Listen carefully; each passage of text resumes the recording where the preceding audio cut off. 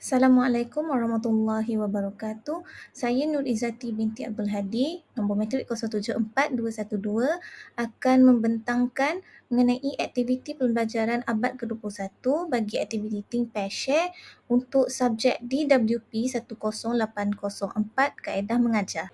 Okey, yang pertama kita akan lihat kepada pengenalan bagi aktiviti Think Pair Share. Okey, sedikit pengenalan mengenai aktiviti Think Pair Share. Okey, teknik Think Pair Share ini telah diperkenalkan oleh Frank Lehman dan rakan-rakannya pada tahun 1980-an. Okey, Frank Lehman adalah seorang profesor pendidikan di University of Maryland dan beliau telah memperkenalkan teknik ini sebagai salah satu cara untuk mendorong pembelajaran aktif dan pelibatan pelajar di dalam bilik darjah. Okey, aktiviti ini kemudiannya digunakan secara meluas dalam pendidikan sebagai satu strategi pembelajaran berpasangan yang mendorong pelajar untuk berfikir secara bebas dan individual, bekerjasama dengan rakan sekelas mereka dan juga berkongsi idea mereka dengan seluruh kelas. Seterusnya kita beralih kepada tujuan aktiviti Think Pair Share. Terdapat 4 tujuan aktiviti ini dijalankan. Yang pertama, mendorong pemikiran bebas. Kedua, meningkatkan kerjasama dan komunikasi. Ketiga, meningkatkan penyertaan aktif setiap pelajar. Dan yang terakhir adalah untuk meningkatkan pemahaman dan pengekalan maklumat. Seterusnya, saya akan menerangkan tentang tahap pelaksanaan aktiviti Think Pair Share. Bagi aktiviti Think Pair Share, terdapat 3 tahap pelaksanaan, iaitu yang pertama, think ataupun berfikir, tahap kedua pair ataupun berpasangan dan tahap ketiga share iaitu berkongsi. Okey, ini adalah penerangan mengenai setiap tahap dalam aktiviti Think Pair Share. Kita akan lihat kepada tahap yang pertama dahulu iaitu tahap berfikir ataupun think. Okey, bagi tahap ini guru akan mengajukan pertanyaan ataupun soalan mengenai sesuatu isu yang berkaitan dengan tajuk ataupun topik yang pelajar pelajari pada hari itulah. Okay, kemudian pelajar akan diberi masa untuk memikirkan jawapan secara individu. Masa tu dalam lebih kurang 3 hingga ke 5 minit. Okey, setelah masa berfikir secara individu berakhir, kita akan beralih kepada tahap kedua iaitu tahap berpasangan ataupun pair. Kemudian guru akan mengarahkan para pelajar untuk mencari pasangan ataupun berpasangan dengan pelajar yang lain untuk berbincang mengenai isi-isi ataupun idea ataupun jawapan yang telah mereka fikirkan pada tahap pertama sebelum ini. Kemudian pelajar sekali lagi akan diberi masa untuk membuat perbincangan lah bersama pasangan mereka. Bagi tahap ini, semasa tahap ini, pelajar dapat bertukar-tukar idea dan juga memberi justifikasi mengenai setiap idea ataupun jawapan ataupun pernyataan yang telah mereka fikirkan di tahap pertama. Okey, setelah berakhirnya masa yang diberi di tahap kedua, kita akan beralih kepada tahap yang ketiga, tahap terakhir iaitu tahap berkongsi ataupun share. Okey, di tahap ini guru kemudiannya akan mengarahkan setiap ahli kumpulan berkongsi idea ataupun maklumat yang telah mereka perolehi semasa di tahap kedua dengan kumpulan yang lain lah. Okey, setelah itu, guru akan memanggil wakil ahli kumpulan ataupun kedua-dua sekalilah untuk membentangkan hasil perbincangan mereka kepada seluruh kelas. Baiklah, kita beralih pula kepada kelebihan dan kelemahan aktiviti Think Pair Share. Terdapat 5 kelebihan aktiviti Think Pair Share ini. Yang pertama adalah dapat meningkatkan kefahaman pelajar. Okey, melalui pemikiran independen ataupun pemikiran bebas dan juga perbincangan bersama pasangan mereka dan juga pembentangan di hadapan kelas. Okay, aktiviti Think Pair Share ini membolehkan pelajar menyelaraskan kefahaman ataupun pemahaman mereka tentang sesuatu konsep dan juga mendapatkan pandangan baru dari rakan sebaya mereka. Okay, proses kolaboratif ini akan membantu meningkatkan kefahaman dan juga pengekalan maklumat. Okey, seterusnya, aktiviti Think Passion juga dapat meningkatkan penglibatan pelajar. Okey, Think Passion ini akan melibatkan pelajar secara aktif dalam proses pembelajaran dengan menggalakkan mereka berfikir secara kritis, berkongsi idea mereka dan juga terlibat dalam perbincangan. Okey, penglibatan aktif ini secara langsung akan meningkatkan penglibatan pelajar dalam kelas dan juga meningkatkan ataupun mempromosikan pemahaman yang lebih mendalam tentang sesuatu topik ataupun konsep yang mereka pelajari. Okey, kelebihan ketiga adalah aktiviti Think Passion ini dapat meningkatkan kemahiran komunikasi. Okay. Aktiviti Think Pair Share memberi pelajar peluang untuk mengemukakan pemikiran mereka, idea mereka kepada pasangan dan kemudiannya kepada seluruh ahli kelas lah. Okay.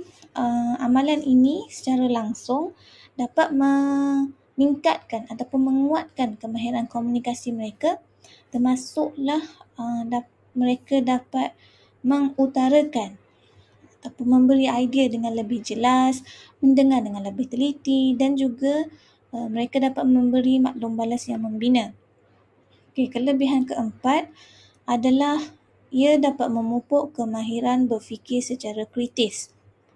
Okey, aktiviti Think Pair Share ini dapat merangsang pemikiran bebas ataupun independen dan menggalakkan pelajar untuk menganalisis maklumat dan juga menilai idea ataupun maklumat atau perspektif yang berbeza serta membina pemahaman mereka sendiri mengenai sesuatu teori ataupun konsep. Okey, secara langsung aktiviti ini dapat memupuk kemahiran pemikiran kreatif dan kritis dan mereka juga pelajar mampu untuk membuat perkaitan antara satu konsep dengan konsep yang lain. Okey, dan kelebihan yang terakhir adalah aktiviti Think Passion ini merupakan satu pembelajaran dan kerjasama dengan rakan sebaya. Okey, sifat aktiviti Think Passion ini, sifat kerjasama Think Passion ini akan mendorong pelajar untuk belajar bekerja bersama-sama orang lain. Juga mereka akan belajar untuk mendengar pandangan yang berbeza daripada orang lain serta mereka dapat belajar dari peer ataupun rakan sebaya mereka lah. Okay, secara tidak langsung ataupun secara langsungnya, ia mempromosikan persekitaran pembelajaran yang bersifat kolaboratif yang mana pelajar secara aktif akan menyokong dan belajar daripada satu sama lain. Selain kelebihan, terdapat juga beberapa kelemahan bagi aktiviti Think Pair Share. Yang pertama adalah dari aspek pengurusan masa. Pelaksanaan aktiviti Think Pair Share ini kadang-kadang memerlukan lebih banyak masa daripada kaedah pengajaran tradisional.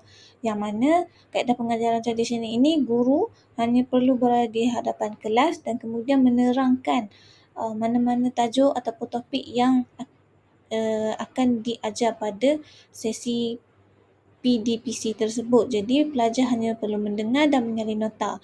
Tapi bagi aktiviti Think Passion ini ada 3 tahap, iaitu satu, proses pemikiran individu. Kemudian mereka perlu berbincang pula dengan pasangan dan kemudian perlu membentangkan hasil perbincangan itu di hadapan seluruh kelas. Jadi ketiga-tiga proses ini boleh memakan masa dan memanjangkan jangka masa pengajaran yang akhirnya berpotensi untuk mempengaruhi kurikulum yang guru perlu ajar. Mungkin guru perlu mengejar untuk menghabiskan kurikulum. Yang kedua, kelemahan kedua ialah kekurangan accountability. Okay, kekurangan accountability ini boleh dilihat jika tiada penilaian ataupun pengawalan dan juga pengawasan yang sepatutnya ia boleh menjadi satu cabaran kepada guru untuk memastikan semua pelajar bergerak secara aktif dan juga memberi sumbangan yang bermakna semasa aktiviti ini. Dan kekurangan accountability ini boleh mengakibatkan sesetengah pelajar tidak mengambil serius latihan yang diberikan dan mungkin pada masa yang sama juga mereka bersikap acuh tidak acuh apabila melakukan aktiviti. Yang seterusnya adalah penyertaan yang tidak sama rata. Okay, walaupun tujuan utama Think Passion ini adalah untuk beri peluang penyertaan yang sama rata kepada semua pelajar, sesetengah pelajar itu tidak dinafikan mungkin lebih mendominasi perbincangan sementara yang lain mungkin bersikap lebih pasif. Okay, hal ini boleh menyebabkan ketidakseimbangan dalam sumbangan dan juga penyertaan yang terhad bagi pelajar yang lebih bersifat introvert. Okay, yang keempat adalah kesukaran mengurus kelas yang besar. Baiklah, bagi kesukaran mengurus kelas yang besar ini lebih kepada guru lah. Boleh lebih mencabar untuk dilaksanakan dengan berkesan dalam kelas yang besar kerana bilangan pelajar yang banyak ataupun ramai. Jadi guru ada cabaran sikit untuk menguruskan logistik masa pelajar nak berkongsi idea ataupun mengawal perbincangan, dan juga guru perlu memastikan penyertaan yang sama rata daripada semua pelajar. Jadi bila pelajar yang ramai, perkara ini akan menjadi lebih kompleks dan menjadi satu cabaran lah kepada guru.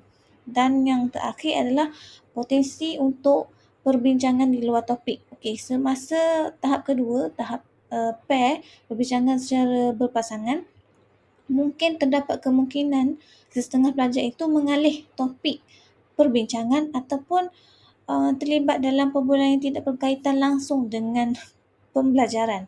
Okey, jadi hal ini boleh mengalihkan tumpuan daripada objektif pembelajaran yang telah ditetapkan oleh guru dan yang diinginkan oleh guru, dan secara langsung akan mengakibatkan kerugian pada masa pengajaran. Okay, kesimpulannya adalah aktiviti Think Passion merupakan satu strategi pengajaran yang berharga kerana ia menawarkan pelbagai faedah kepada pelajar. Okay, aktiviti ini menggalakkan penyertaan aktif daripada pelajar. Selain itu, ia juga memupuk pemikiran kritis, okay, semangat kerjasama dan juga kemahiran komunikasi dalam diri pelajar. Walau bagaimanapun, guru harus tahu bahawa aktiviti ini juga mempunyai kelemahannya sendiri. Namun, kelemahan ini mungkin boleh diatasi melalui pemudahcaraan guru itu sendiri. Pemudahcaraan yang berkesan. Contohnya mewujudkan persekitaran bilik darjah yang menyokong serta inklusif dan melaksanakan strategi untuk memastikan accountability dan juga penyertaan yang sama rata daripada semua pelajar.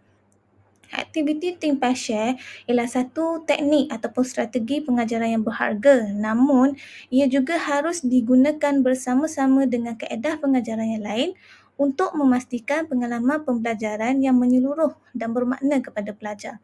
Dengan penggabungan pelbagai strategi pengajaran, guru boleh mewujudkan satu persekitaran pembelajaran yang menarik dan juga dinamik yang akhirnya dapat memenuhi keperluan kepelbagaian pelajar.